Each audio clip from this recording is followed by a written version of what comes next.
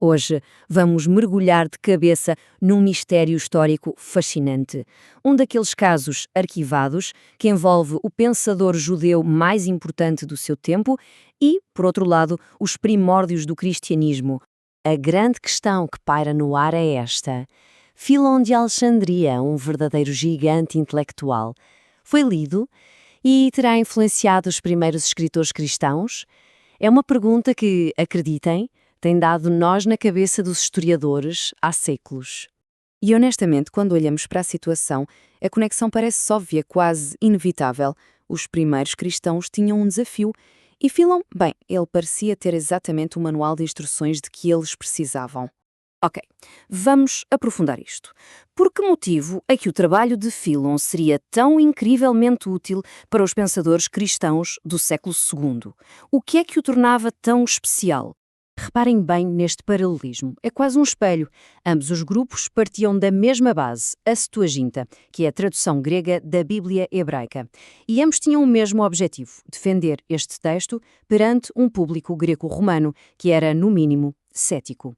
Filon já tinha feito o trabalho de casa, usando a filosofia de Platão para dar uma roupagem sofisticada à teologia judaica. Para os cristãos, era quase como encontrar um tesouro pronto a usar. O valor do trabalho dele era imenso. Filon oferecia um autêntico kit de ferramentas intelectual. Eram precisos argumentos filosóficos para um Deus único? Ele tinha-os. Era preciso defender a ideia de que a Escritura era divinamente inspirada? Ele já o tinha feito. E, talvez o mais importante de tudo, o seu método de interpretação alegórica permitia encontrar significados mais profundos e até mesmo profecias sobre Cristo no Antigo Testamento. Então, parece um caso encerrado, não é? Bem, é precisamente aqui que o nosso mistério começa de verdade. Porque, apesar de tudo parecer bater certo, provar uma ligação direta é incrivelmente, frustrantemente difícil. A dificuldade em resolver este caso resume-se a 4 grandes obstáculos. Primeiro, a maioria das provas desapareceu. Mais de 85% dos textos cristãos dessa época estão perdidos para sempre. É como tentar resolver um crime quando a maior parte da cena do crime foi apagada. Segundo, não sabemos como os escritos de Filon circulavam. Terceiro, talvez Filon não fosse assim tão único, mas apenas o melhor exemplo de uma forma de pensar que era comum na altura. E finalmente, o ponto mais crucial, falta a prova de fogo. E este é o problema central. Os historiadores procuram por cópias exatas, o equivalente textual a uma correspondência de ADN. No caso de Filon e dos primeiros cristãos, essa prova simplesmente não existe. Há ecos, há temas parecidos, mas muito raramente encontramos as mesmas palavras exatas. Mas claro, um bom detetive não desiste assim tão facilmente. Por isso, vamos à análise. Vamos olhar para as pistas que temos, mesmo que não sejam completamente conclusivas. O nosso principal suspeito, se quisermos chamar-lhe assim, é um homem chamado Teófilo, um bispo de Antioquia do final do século II.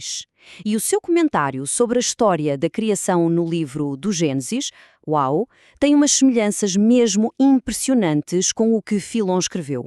E o argumento deles é notavelmente o mesmo. É um pormenor teológico muito específico.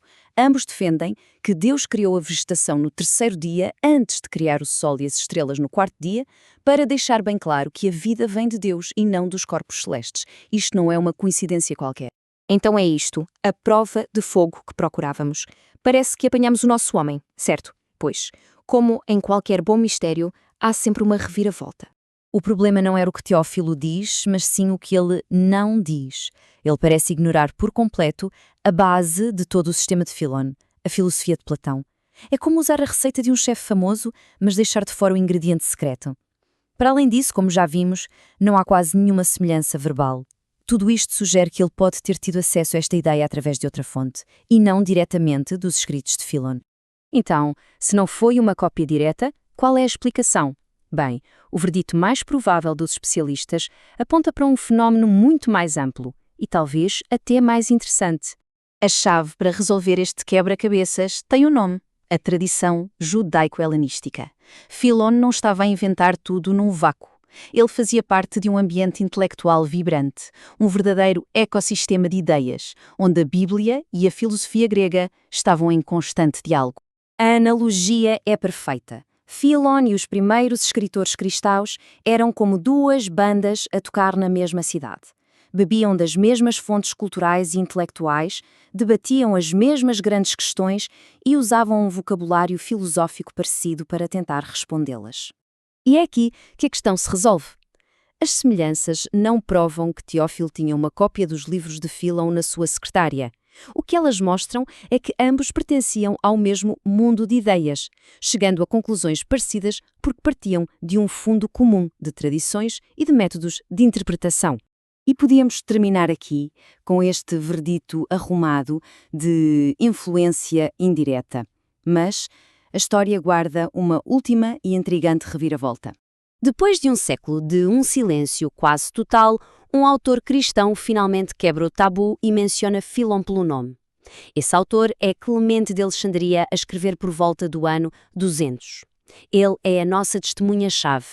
E a forma como Clemente o identifica é o que torna tudo isto ainda mais fascinante. Não é nada do que se poderia estar à espera. Ele não lhe chama Filon o judeu, nem Filon o intérprete das Escrituras. Não. Ele chama-lhe o pitagórico, identificando-o através de uma escola de filosofia grega. E isto deixa-nos com uma pergunta final absolutamente desconcertante. Por que é que o primeiro autor cristão a citar o maior pensador judeu da sua era o descreve como um filósofo pagão? Estaria a tentar, de alguma forma, apropriar-se de Filon, cortando as suas raízes judaicas? Ao resolvermos um mistério, parece que acabamos de abrir a porta para um outro ainda maior. O caso, definitivamente, permanece em aberto.